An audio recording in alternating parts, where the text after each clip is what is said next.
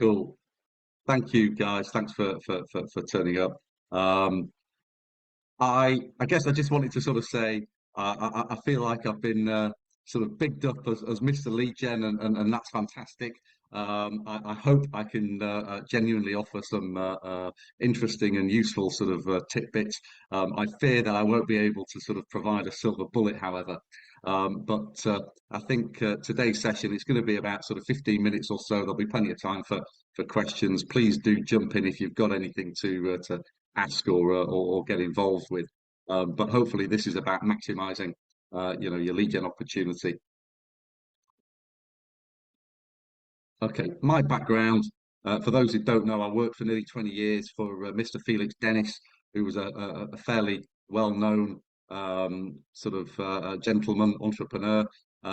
In that time, I managed and ran the P&L for the tech B2B division. We grew data-driven solutions and demand generation, and we oversaw roughly £70 million worth of lead gen campaigns. We did this across multiple sectors, so not just tech, but we rolled it out to financial services and automotive as well. And then since leaving Future that acquired Dennis, I launched Beehive as a consultancy to help other publishers and events companies to also utilize their sort of data and to offer their clients a demand generation solution. So lead generation has sort of been heavily my sort of background for the last many years.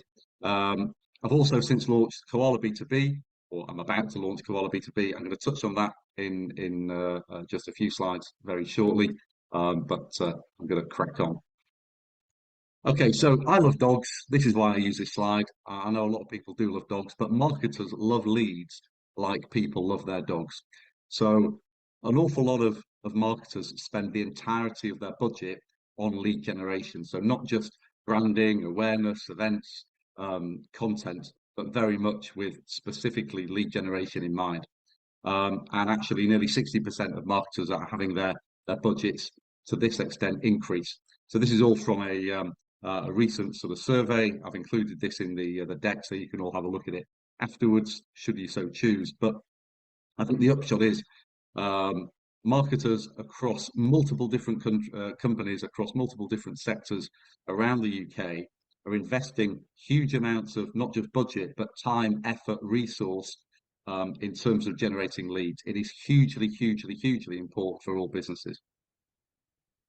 So given there's a great deal of spend, I just wanted to sort of ask a question. Anybody want to hazard a guess as to how much is spent on lead generation globally?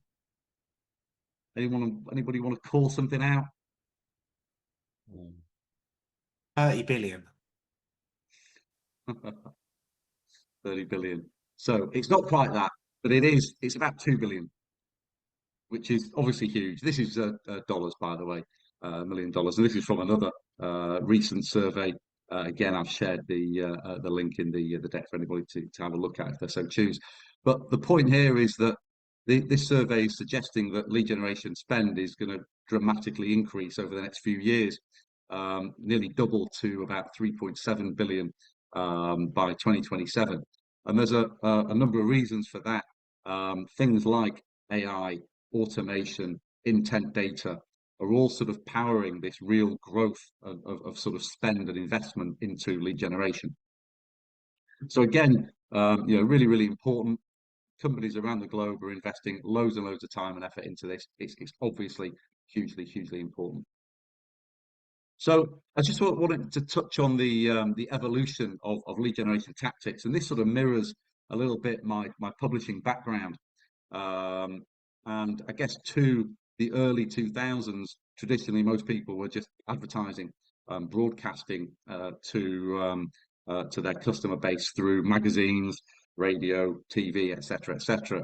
And then obviously we had the sort of rise in digital marketing in the early 2000s to sort of well, currently still, but it's very much sort of ongoing. And at that point, around 2010, content became really powerful and really important, and was used very much as a sort of a lead generation tool. And then as we sort of step along,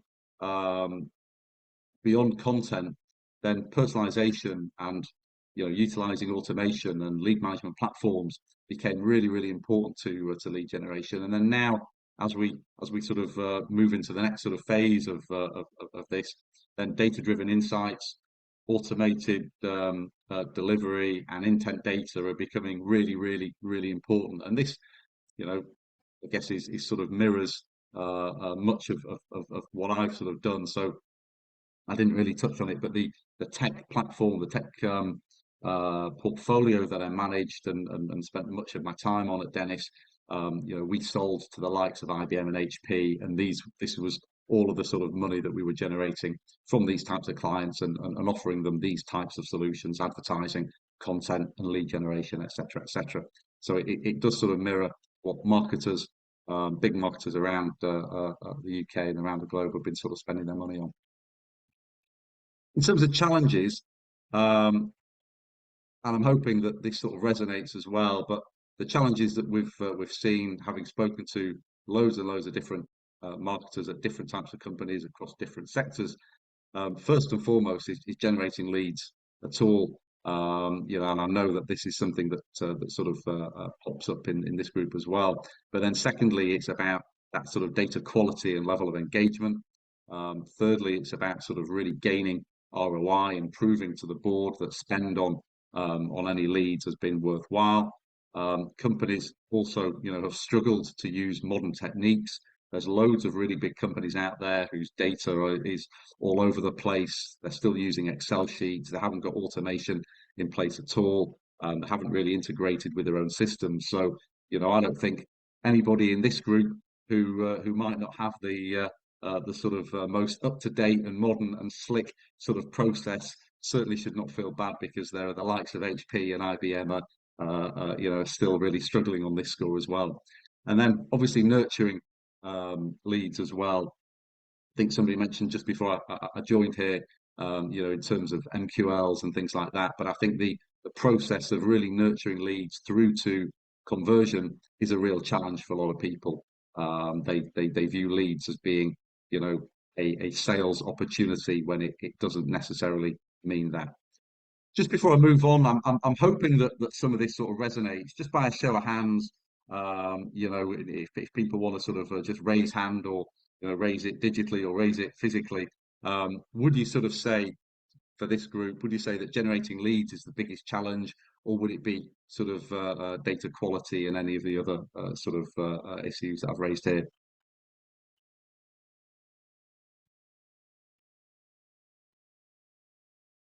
So for generating leads would be the biggest challenge, to raise hands. Can see a few, but not many. Oh, okay. So hopefully, all shout out. But hopefully this is sort of resonating, and for most people, generating leads is a great challenge. But I'm sure that some of these as well resonate. Okay. So as a founder, what can we do to sort of maximize our lead opportunity? And I've sort of split this into two sections. So it's sort of creating an inbound strategy and an outbound strategy, really. I'm not going to at all patronize or suggest to people something that they're probably well experienced in and more experienced in than I am already, and certainly for their own business. But clearly, people have already sort of undertaken an element of inbound and outbound strategies. I think for the inbound, it's obviously important to get your website up to date, to sort of have your SEO in place, look at your social presence. This is all sort of stuff that everybody's sort of spoken about plenty here. Referral marketing is obviously big, and then creating loads of content and driving people inwards to your own sort of properties, really important. Then obviously sort of having your outbound strategies is crucial. We talked yesterday in yesterday's session around Duck Soup and Meet Alfred and Lemlist. Thank you for sort of shouting about those. People may undertake paid social activities, other email activities. They may go to events. They may engage in third-party lead gen or third-party agencies to sort of help them with lead generation. And I'm just going to put a pin in that and come back to that in a second, because I think really, given my experience, that's probably the area that I can help with the most. But I think it's probably fair to say that everybody in this group has undertaken elements of these strategies, but it probably is really useful to sort of get this all in place. As I say, we're just going to put a pin in that. As a founder, what can I do and what am I doing personally? So I'm undertaking email promotion. I'm going to be sending emails out to cold data and following that up with a call. I'm undertaking my own sort of insights with my own intent data, but I'm going to come on to that in a second. But I sort of think before you spend any money, obviously this group and startups across the board want to do things as cheaply as possible. I think if we're able to send emails out and follow up, that's probably the most control that we can have. We know that people aren't going to respond to all of our emails. We know that it's going to be difficult to sort of engage, but I think by following up with calls, and Ollie has regularly been saying that fortune is in the follow up. I think that's sort of a tactic that is both affordable, achievable, and something that's within our control.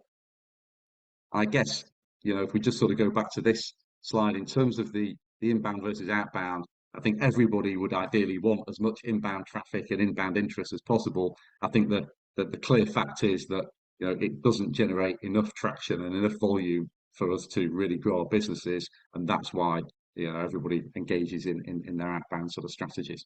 But I just sort of want to come back to third-party lead gen and actually really outbound strategies that may um, require cost and investment.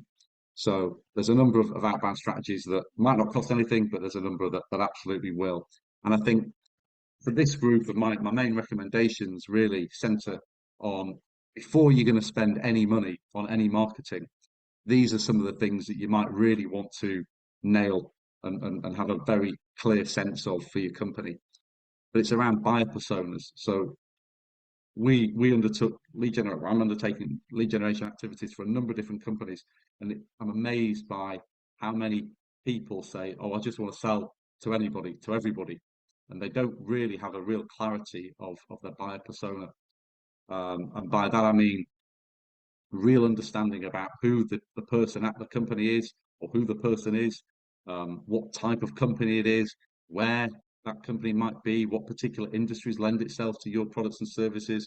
So having a real clarity of your buyer persona, I think, is crucial. Having some content around your offering that's interesting, that's relevant, that helps people solve a problem. That sort of content is really, really useful. So not product specs and things like that, but something that really does address an issue and a challenge and solve a problem. I don't know if Tom's still with us. I'll be approaching Tom to help us with a little more content later, but for Koala. But I think there's plenty of challenges that the marketing industry face that Koala can help with, and I intend to create some content around that. But yeah, I think creating content in various different guises, be it short form, long form, different points of a buyer's journey, is really, really useful as well. And again, I'm always amazed that people don't quite have the content, and yet they're spending money on lead generation. The third thing I think I'd definitely recommend is understanding the value of a lead and what that means to you. So whether it's scoring or weighting or putting in different pots, there are different levels of interest of a lead, and understanding that and creating different journeys and different further education for those leads is really, really important. So if you've got a provisional interest, a lead that you might have met at an event, that person has got a lot more selling required in order to convince them of your wares and sort of convert them into a sale. Whereas if somebody's visited your website, engaged with your content, you might be able to call them up and convert them more quickly. But weighting your leads, I think, is a really important exercise. And then thirdly, lastly, sort of talking about nurturing and sort of further engagement. I think setting up marketing automations is relatively straightforward, and engaging people, any leads that have come into your business, engaging them with further sequences, further nurturing is absolutely crucial. And again, for me, something that's all too common is people receive leads or they pay for marketing activity and generate leads and expect those leads to be closer to the point of sale than they genuinely are. And I think in every sort of business, companies really do need to invest time and effort in terms of further nurturing, further education before they're really genuinely sales ready. And then that sort of leads us to the classic sort of sales funnel. But obviously understanding exactly where you want your leads to be. So, if you comfortable that you're able to further nurture and further sell and offer a sort of a long sales journey to people, absolutely fantastic. That will save you time and money by investing in top of funnel. But if you absolutely only need leads that are right at the very point of sale, that's going to take longer, take more time and effort, costs more, and be much harder to really sort of generate. Yeah, I guess understanding exactly where in the sales funnel you need your leads and you want your leads, might sort of help manage expectations around what it takes to sort of get those leads at that bottom end of the funnel.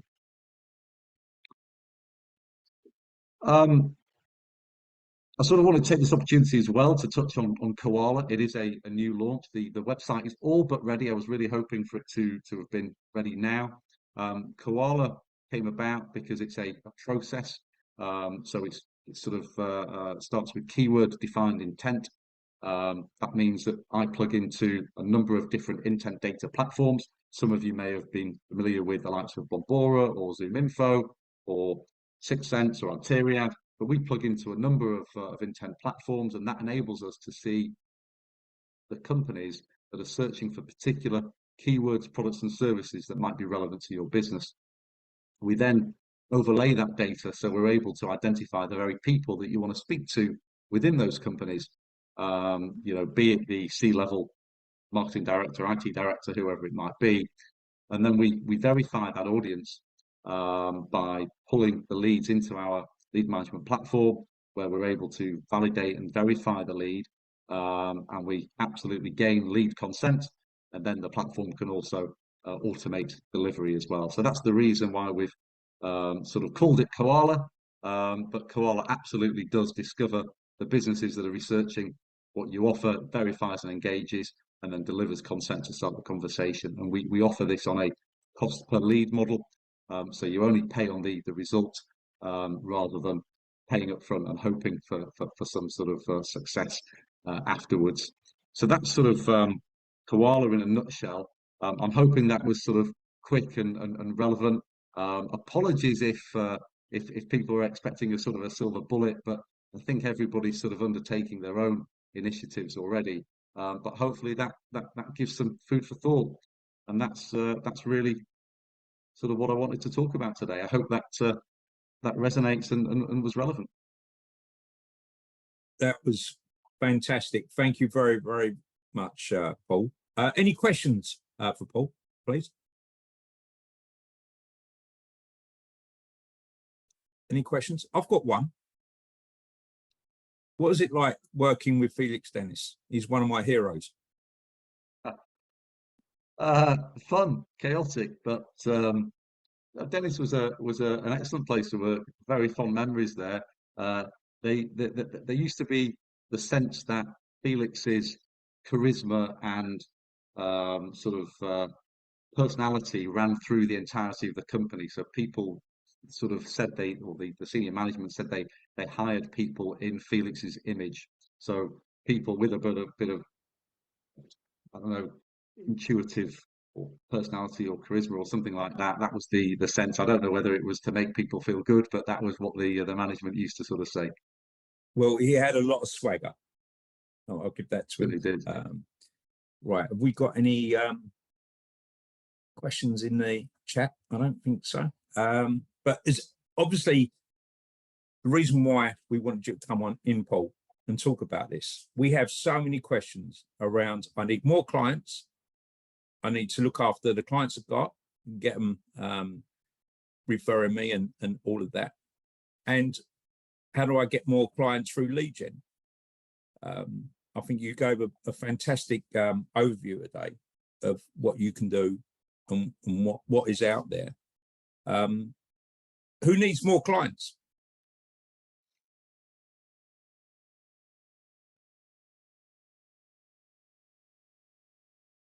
Well, there you go. So is there any specific questions you want to ask around that, about how you're going to go about it, how you're planning to achieve the goal of getting more clients in? As I touched on, I'm in the same startup space. I'm absolutely in the same space as an awful lot of people here. And as I touched on, I'm absolutely reaching out to people. I'm doing everything that I can, be it social. I'm building a website. I'm trying to drive internal. But yeah, like I say, there's nothing like picking up the phone and actually trying to get hold of people. That's definitely something that I'd recommend. It's a little bit old school. It's not easy because not everybody has a publicly available mobile phone or something like that. But still, I still think it's an opportunity. Sorry, Louisa, you had a question.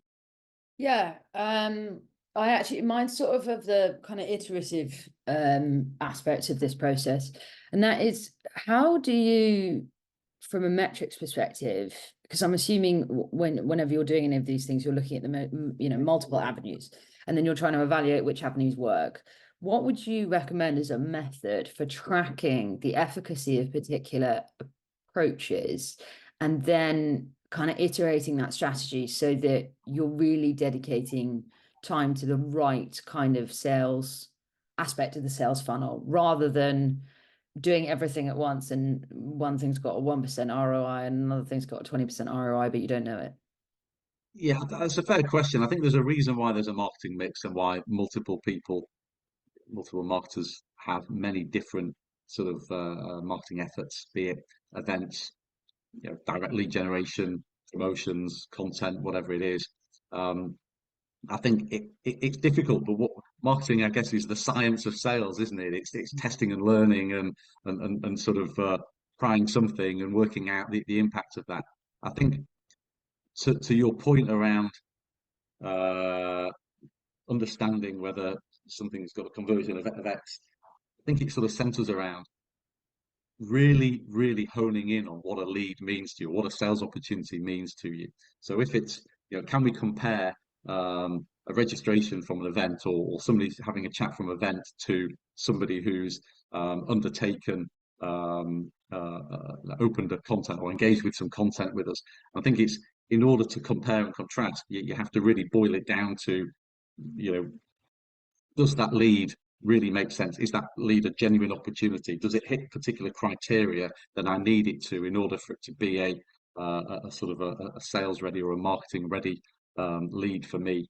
So I think it's about just really understanding that criteria and what you constitute internally as a lead yourself. So have we got the right sort of job title with them? Do they fit my customer profile? Have they made a level of engagement? Whatever it is, I think at that point you're probably able to hone in on the economics of the success of an engagement. I hope, does that resonate? Does that make sense? I felt like I was waffling then a little bit. Yeah, no, I mean, I think it's interesting. I think my biggest thing is, like, on paper, because one has so many funnels and so many sources of data about, like, okay, so we put this post out and X people engaged with it, but also simultaneously somewhere else within the business we've sent out 5,000 newsletters, and somewhere else in the business we've run an event, somewhere else in the business we've done something else. But often centralizing that understanding to really understand the CAC and the cost, the time and the effort and the efficacy, and the percentage ROI. Like, are we getting a 5% response rate, or are we getting a 50% response rate? I think even down to, like, a basic process, like, do we recommend running an Excel spreadsheet on a monthly basis to be like, this channel works, this channel doesn't, partnerships are not giving us anything, so we're going to stop spending time working on them, or whatever? Yeah, I think it's fair. The impressive customers that we came across, the likes of ServiceNow or whoever it was, had a really clear attribution of all of their leads as to To a the funnel. journey through a Yeah, funnel. yeah. So I think there's a number of systems out there, and some are expensive, and that might be a phase two for a lot of people. But there are a number of systems out there that will give you that attribution of any lead that comes in and the sort of level it gets to. And that's probably giving you the answers that you need, Louisa, in terms of. And actually, I think anyone who's operating a sales CRM, actually, I suppose now thinking about it, that if you put in a source field, actually you can probably run fairly basic metrics on time to conversion just by filtering based on a source field. I think somewhere in my CRM I do have a source field, but I don't think I actually put any information in it. Yeah. Okay, cool. Thank you. Thanks, Louisa. Any final questions for Paul this morning? Well, I'll have one, but it's more of a thinking, yeah. So you create the lead generation, you share that with people, but then they go off and use it in a different system to send out their email campaigns, etc. But you don't follow that data. Would that data coming back to you really enhance your business? You're talking about Koala, the B2B Yeah. lead generation company Yeah. that I'm watching. Yeah. So we'll generate leads, and by that, well, it will fit the company's criteria. But by that we mean they're very much people that have demonstrated intent through the intent platforms, and they've engaged with messaging, and they've given consent, and they've been validated and verified. They're still at that point, they haven't got the credit cards out. But what we've created is a universe of potential customers that are very much warmer and still need selling to. So they haven't got the credit cards out necessarily, unless we've gone through a particular second part of the campaign where we might be asking a bunch of questions and really identifying a level of interest and they want a demo or something like that. But no, the point is it's warmer leads that definitely still need further nurturing and further selling to and further education. But it's bringing I guess it's a BDR service, with intent, and hopefully it sort of helps a bunch of companies, understand that we've brought warmer leads in, and they still need to sort of get their sales team onto it. Thanks, Gary. Saul, did you have your hand up a minute ago? I did, and then my dad just called me. Sorry. Paul, how are you finding running your own stuff on yourself? Because I know that's a total nightmare. Yeah, no, it's a great question. So I've identified a bunch of marketers who are searching for things like leads, content, a bunch of things like that. And then it's about, and I'm literally at the point now where I want to be emailing out to them, but it's cold. So I want to be emailing out to them and engaging with them. And then I absolutely will be sending those emails, providing them with relevant content around how great intent data is and how important intent data is. And then I'll be picking the phone up and calling them myself and absolutely undertaking that process. So I'll be doing what I expect my clients to also do and using the data in the way that I would expect other people to as well. Do you think that's going to end up with you refining what you actually do? Maybe, yeah, maybe we'll go through that process. But I think intent data platforms, forgive me to have to go over, they are the cutting edge of where lead generation is at the moment. They're identifying signals and intent and actions that the AI has brought it all together, that otherwise you'd sort of be piecing it together on your own. So hopefully we're using that to sort of help people and drive that initial interest.